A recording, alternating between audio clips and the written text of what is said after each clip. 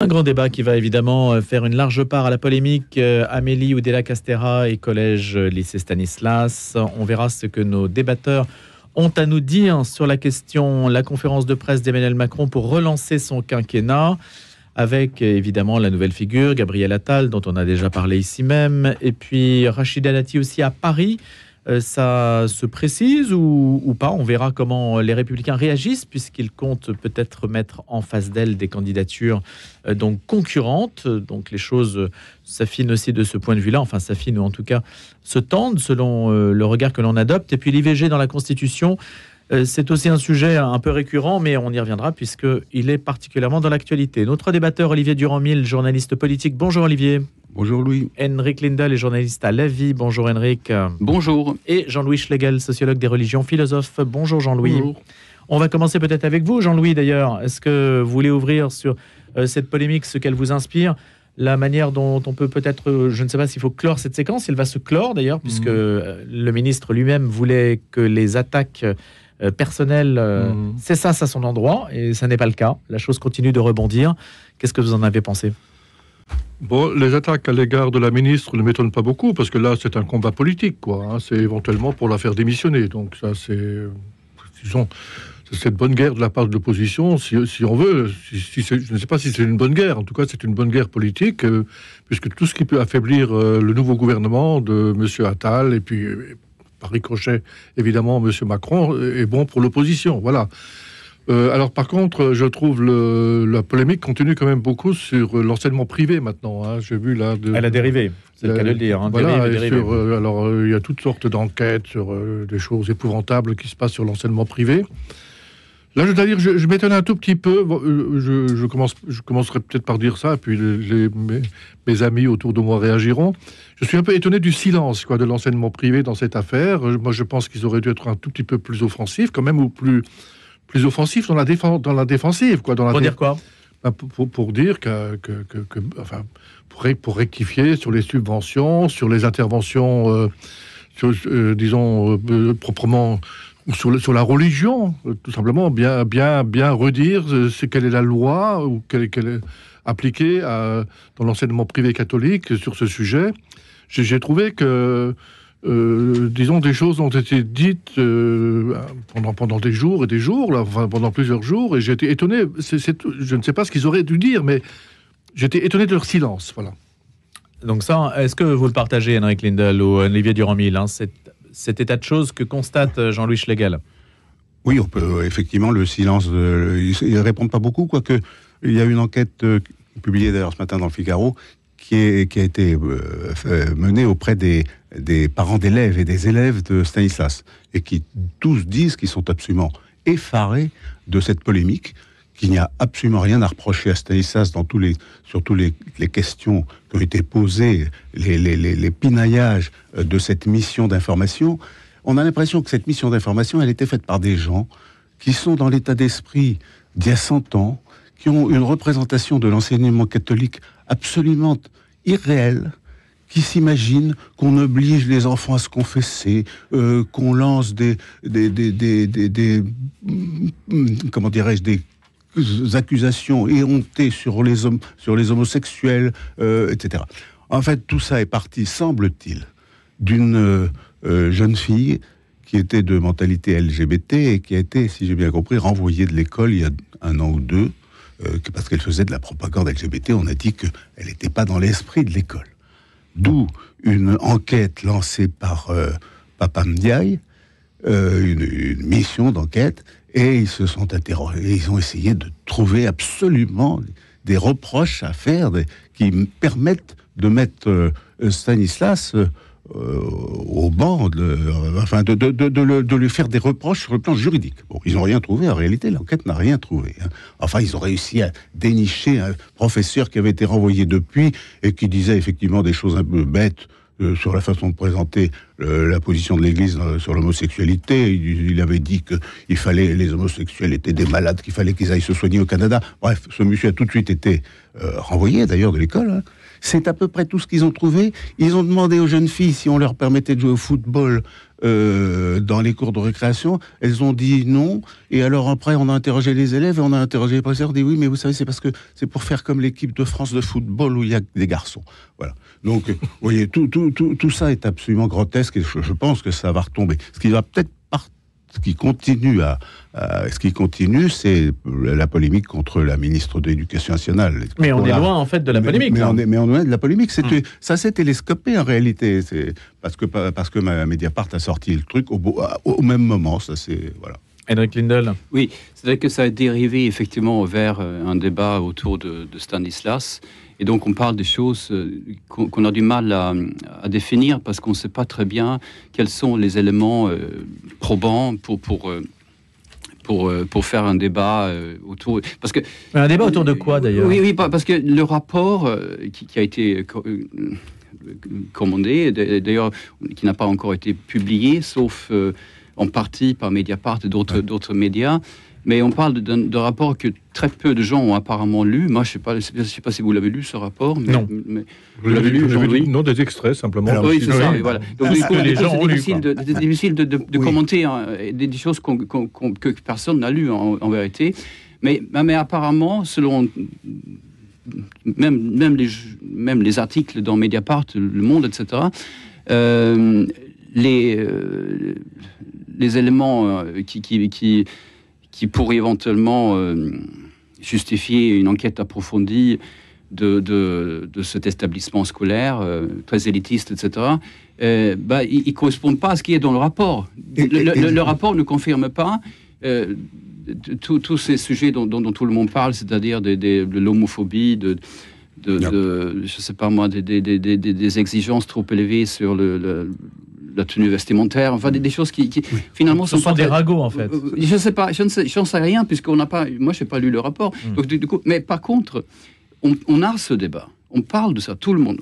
Maintenant, nous sommes 4 à en parler pour tous les auditeurs qui nous écoutent en ce moment, qui sont peut-être dans leur bouchon, et dont certains sont peut-être ont des enfants dans ce collège, dans ce lycée, cette école primaire aussi, 3500 élèves, ça fait beaucoup, avec des résultats très spectaculaires, etc. Donc ça intéresse beaucoup d'entre nous ici à Paris. Mais on parle de ça, alors qu'on devrait parler de la faute de la nouvelle ministre de l'Éducation. Elle a fait une faute politique, hein, j'entends bien. Une des premières choses qu'elle a dites, c'était de viser l'éducation nationale en plus, un établissement très connu aussi, Littré, pour des heures qui n'auraient pas été remplacées, etc. Elle a du mal à prouver ce qu'elle a dit. Elle a commencé, en tant que ministre de l'Éducation nationale, à viser l'éducation nationale. C'est une faute politique incroyable. Pour une personne qui a fait toutes les grandes écoles, son CV est long comme le bras. Elle a fait Sciences Po, elle a fait l'ENA, elle a fait l'ESSEC. Et elle fait partie d'une... Pardon, je ne veux pas faire dans le populisme de gauche, hein, mais je veux dire... Faites comme vous voulez. Je suis stupéfait de cette erreur politique majeure. Parce qu'effectivement, elle a lancé... C'est de bonne guerre. Hein. Que voulez-vous que la gauche réponde ? La gauche, elle a ouvert un boulevard pour la gauche, mais aussi d'ailleurs pour le Rassemblement national, qui demande aussi d'ailleurs sa démission. Et alors, doit-elle démissionner à votre avis ? Non. Jean-Louis Schlegel ? Elle y sera peut-être acculée. A priori, je n'aurais pas cru que pour une affaire comme ça, on doive démissionner, mais je vois que ça enfle, et puis il ne la lâche pas. Hein. Vous êtes d'accord avec la faute politique ? Ah oui, bien sûr. On est d'accord sur la faute politique. Non, mais bien sûr, elle a répondu de façon imprudente et rapide, et en faisant un petit ou un gros mensonge, quoi. Et évidemment, en attaquant, en plus, elle est quand même la ministre... C'est vraiment terrible pour elle, quoi. Elle est ministre de l'Éducation nationale et elle fait une accusation de ce genre-là sur l'absentéisme. Alors l'absentéisme, en même temps, moi je pense quand même que c'est un problème. Mais il aurait fallu peut-être l'attaquer autrement que comme ça pour se libérer d'une attaque qu'on lui faisait sur ses enfants à l'école privée. Elle dit, je l'ai fait à cause de l'absentéisme à l'école privée. Qui n'était pas une attaque, c'était juste une question. Oui, c'est pourquoi scolarisez-vous vos enfants dans le privé ? Quelqu'un l'a dit, moi c'est vrai, ça je l'ai vraiment pensé tout de suite, je n'ai pas compris qu'étant nommée ministre de l'Éducation nationale, elle ne prépare pas la réponse à ce genre de questions. Ça vraiment, ça m'a beaucoup étonné. Bien sûr. Olivier Durand-Miel. Oui, moi je suis entièrement d'accord. C'est une erreur psychologique extraordinaire. Et d'ailleurs, c'est là où on voit. Mon confrère disait tout à l'heure qu'elle avait un CV long comme le bras, ce qui est vrai. Elle a fait des études extraordinaires. Mais ce qui manque parfois aux hommes politiques, c'est simplement une chose toute simple, c'est la psychologie. Incapacité de se mettre dans la place des gens qui vont l'entendre, des professeurs de l'enseignement public qui vont l'entendre et qui vont forcément être déchaînés. Bon, c'est là où on voit que par comparaison, justement, Attal, lui, a l'aptitude à se mettre à la place des autres, qui sait parfaitement trouver le mot juste pour être compris sans offenser personne. Et pourtant, Dieu sait qu'il a lancé toutes sortes de réformes qui étaient a priori pas dans l'esprit de la gauche. Donc l'étonnement vient du fait qu'une personne de ce gabarit-là, normalement, n'aurait pas dû se laisser piéger par une question aussi simple que celle-ci. Non, mais qu'est-ce qu'on demande à Amélie Oudéa-Castéra? On lui demande d'être ministre de l'Éducation nationale. Elle commence par critiquer l'éducation nationale. C'est tout.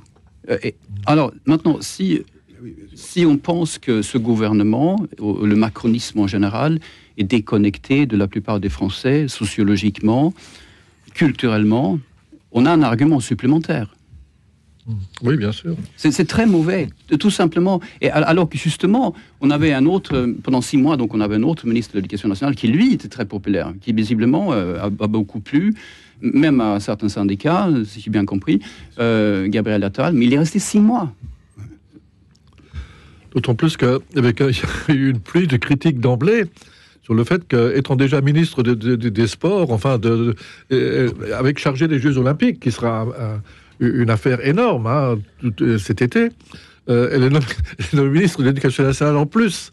Alors on se dit franchement, quand même, si Macron, parce que c'est lui qui a fait ce gouvernement, c'est évident, s'il manque à ce point-là de personnes pour assumer ce rôle, c'est quand même un tout petit peu étonnant. Voilà. On se demande pourquoi on lui a mis dessus en plus les Jeux Olympiques. Mais le pire, c'est que derrière cette maladresse, il y avait une intention qui était probablement louable, c'était de faire savoir qu'elle avait bien l'intention de corriger les défauts de l'éducation nationale, justement, où il y a l'absentéisme, où les résultats sont, comme nous le savons bien, d'une médiocrité affligeante, et elle a bien dit qu'elle se situait dans la lignée, dans la poursuite de l'action d'Attal, et qu'elle veut réformer tout ça.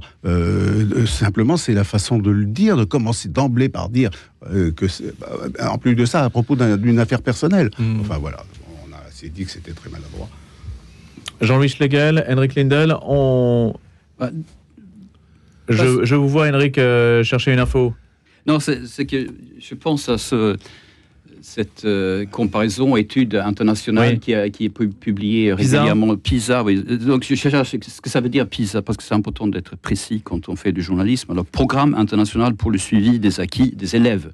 Donc c'est une étude internationale qui est réalisée dans les pays de l'OCDE, c'est-à-dire les pays industrialisés comparables à la France, etc. Et la France dégringole régulièrement en matière de mathématiques.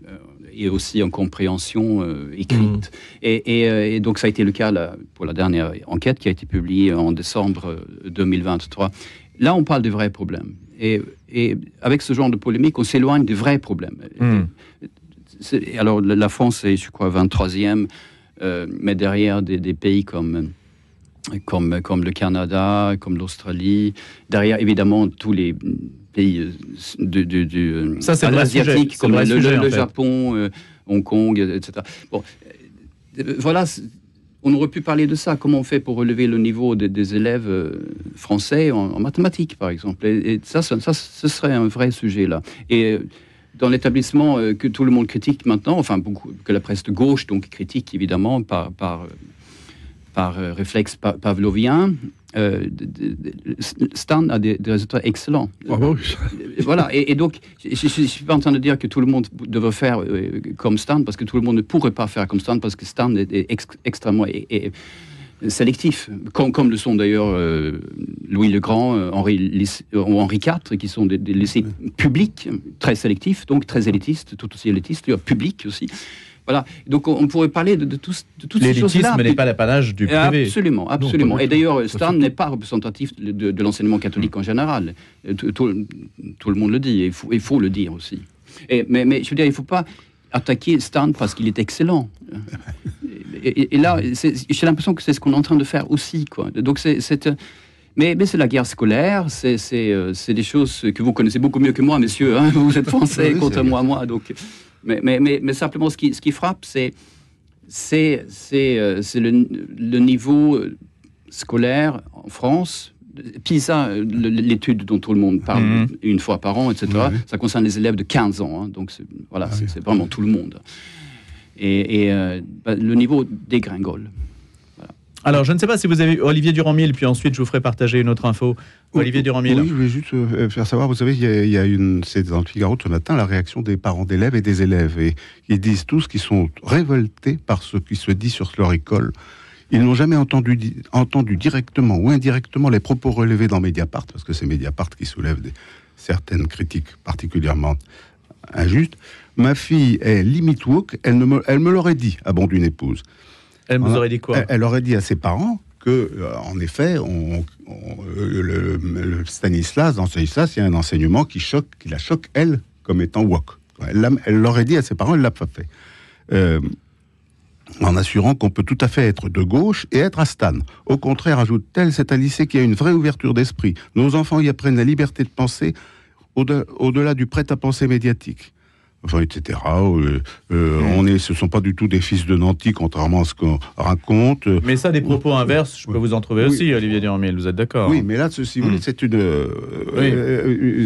ont interrogé, c'est la note générale des parents d'élèves et des élèves de Stan. Non, mais franchement, si on cherche des propos homophobes, on peut aller dans n'importe quel lycée, on va finir par en trouver. Et je suis pas sûr que c'est à Paris dans les lycées très sélectifs qu'on va trouver le plus de propos homophobes, par exemple, ou sexistes. Franchement, c'est une presse de gauche qui fait ce que fait la presse de gauche, dans laquelle elle excelle, et elle est un peu. Et pourquoi pas ? C'est aussi son job, entre guillemets. Mais ceci ne reflète pas apparemment le contenu du rapport, si j'ai bien compris. Non, ça ne reflète pas le contenu du rapport. Et d'ailleurs, ceux qui ont lu le rapport, moi j'ai cru comprendre que ceux qui ont lu le rapport complet n'y retrouvent pas. Enfin, et s'aperçoivent que dans Le Monde, comme dans Mediapart, il est complètement tronqué et ils n'ont conservé que les vagues petits aspects qui pourraient avoir l'air. Comment dirais-je Le journalisme avec des ciseaux. On connaît, Olivier Durand-Mille. Alors, simplement, je voudrais vous faire partager, c'est Jean-Marc Morandini. Je suis sur le blog de Jean-Marc Morandini. Ce n'est pas moi qui parle. Mais je reviens à Amélie Oudéa-Castéra. Ce sont des propos qui refont surface sur les réseaux sociaux depuis quelques heures, alors que la ministre de l'Éducation est au cœur d'une polémique. La polémique dont on parle depuis une vingtaine de minutes sur cette antenne. Le ministre des Sports était interrogé sur la rémunération qu'elle a perçue de mars 2021 à mai 2022 comme directrice générale de la Fédération française de tennis. Elle était interrogée, auditionnée par les membres d'une commission d'enquête parlementaire sur les défaillances des fédérations sportives, en particulier donc celle de la FFT. La FFT qui est en capacité de payer ses dirigeants à un niveau de rémunération assez élevé, semble-t-il. Mais lors d'une audition, François Piquemal, député LFI de Haute-Garonne, a questionné Amélie Oudéa-Castéra sur sa rémunération en tant que directrice générale de la Fédération française de tennis de 500 000 € par an. 500 000 € par an. Je comprends très bien que cette somme, c'est ce qu'elle a répondu, peut paraître élevée au regard des standards de vie des Français. Bah oui, tu m'étonnes. Il n'y a pas d'argent du contribuable derrière ma rémunération. Dans les fonctions qui sont les miennes aujourd'hui, là encore, je divise par X ma rémunération. Le sujet, c'est la passion. Si je rapporte ma rémunération actuelle au volume d'heures que chaque semaine je m'enfourne en bossant jour, nuit, week-end, je ne suis pas bien payée, a-t-elle répondu. À 500 000 € par an, elle n'est pas bien payée, semble-t-il. Alors, il ne s'agit pas de faire de démagogie, je ne suis pas là pour ça et de dire pas bien. Mais ce que je veux dire, c'est que ce genre de propos n'a pas eu, en tout cas, d'écho qui l'ont empêché d'être ministre. Donc, ça veut dire qu'on peut en fait librement dire ce que l'on veut dans ce pays et c'est bien. Je ne sais pas comment vous voulez. Est-ce que ça, c'est plus. Cette information avait été donnée hier déjà. Oui, tout à fait. Je l'avais entendu. Moi, je ne l'avais pas entendu, donc je la livre. Je ne sais pas ce qu'il faut en conclure. Alors, du coup, ça se déplace aussi sur les. Justement, sur les salaires versés aux dirigeants du sport, qui sont absolument invraisemblables quand même, il faut le reconnaître, par rapport 500 000 €, c'est énorme. Enfin, c'est presque aussi bien. Oui, mais la question, c'est comme le présumé mensonge qui est le sien. C'est pas le fait tellement que ce soit énorme, c'est le fait qu'elle dise que ce n'est pas énorme. Voilà. Alors, il y a tout ça, quoi. Enfin, il y a. Elle a. ces propos. Mais peut-être que c'est rien, 500 000 euros, en fait. Je me rends pas compte, moi. Ces propos qui rentrent évidemment, non, mais ça rentre dans le cadre évidemment du jeu politique de l'opposition et de la majorité aujourd'hui, qui se joue aussi avant les élections européennes. Il faut quand même s'en souvenir. On a l'impression que c'est un déroulement maintenant de choses qui sont pas très propres, voilà, enfin qui peuvent exaspérer les Français, évidemment. Hein, la question, c'est pourquoi la parole se libère comme ça sur ces sujets-là. Allez savoir, ouais. Henrik Lindell. Enfin, après, on peut faire des hypothèses politiques, hein, mais... Olivier Durand-Mille, dernière réflexion sur le sujet. Non, mais c'est vrai que la France est un pays où on s'offusque volontiers des salaires très importants des gens. Je ne sais pas si le salaire de Madame Oudéa... Mais moi, je ne m'en offusque pas. Je dis simplement... qu'elle dit qu'elle n'est pas bien payée. Oui, c'est elle tout. dit qu'elle n'est pas bien payée. C'est exactement la même chose que le fait de dire c'est à cause des heures non remplacées que j'ai mis mes enfants dans le privé. Pour le nombre d'heures. Mais vous savez pourquoi je pense qu'on l'a dit. Il s'agit d'une... Là, pour le coup, il s'agit objectivement d'une déconnexion totale des réalités de la plupart des Français. Louis, vous êtes passionné par ce que vous faites. Je vous connais suffisamment pour dire cela. Et je pense que vous ne gagnez pas 500 000 euros. Les auditeurs le sauraient, les donateurs surtout. Oui, voilà. Et moi, je peux vous rassurer, ce n'est pas mon cas non plus. Je ne gagne pas 500 000 euros. Et vous, mais Louis, vous savez pourquoi elle dit qu'elle n'était pas tellement bien payée? Vous savez pourquoi elle dit qu'elle n'était pas tellement bien payée? C'est parce qu'avant, elle était chez Carrefour, à une fonction très importante, et que là, elle gagnait plus d'1 million par an. Oui, c'est ce que j'ai entendu. Tout est relatif, somme toute. Tout est relatif. Non, mais, au bout du compte, c'est ça que ça veut dire. Mais elle est dans il ne ce faut pas monde... l'accabler, parce que nous, c'est un peu en France, on a tendance à être scandalisé tout de suite par les hauts salaires. Oui, puis... Le problème, c'est que tous ces salaires sont gigantesques par rapport aux Français moyens, naturellement. Mais que la France, c'est la globalisation, la France est ouverte sur le monde, et que si les salaires des dirigeants français de grandes entreprises ou autres ne sont pas alignés sur les salaires américains ou allemands, eh ben, qu'un chirurgien soit payé 500 000 euros ne me choque pas. Qu'un président de fédération de tennis le soit, c'est discutable. Oui, non, mais simplement, encore une fois, Amélie Oudéa-Castéra est une personne hautement compétente. Elle l'a prouvé plusieurs fois. Elle est excellente. Elle a fait une énorme faute politique en prenant le ministère de l'Éducation nationale le premier jour. Elle a juste fait une erreur énorme. Et donc, on a... Ce qu'on se dit, c'est qu'il y avait des précédents. On est dans un cadre où on prône l'excellence, l'efficacité. Et elle a été... Elle a fait une erreur énorme. Non, mais je pense quand même que pour la gauche, c'est excellent c'est excellent pour s'opposer à Macron, parce que c'est quand même Macron qui l'a choisi, quoi. Hein, et bien sûr, qui est montré du doigt. Regardez les gens qu'il choisit. Regardez les fortunes qu'ils ont. D'autant plus, je crois que je ne révèle rien, puisque ça a été marqué partout. Son mari est l'ancien patron de la Société Générale. Alors, donc le patron d'une des grandes banques françaises. Alors évidemment, ça boucle. Après, ça va très vite.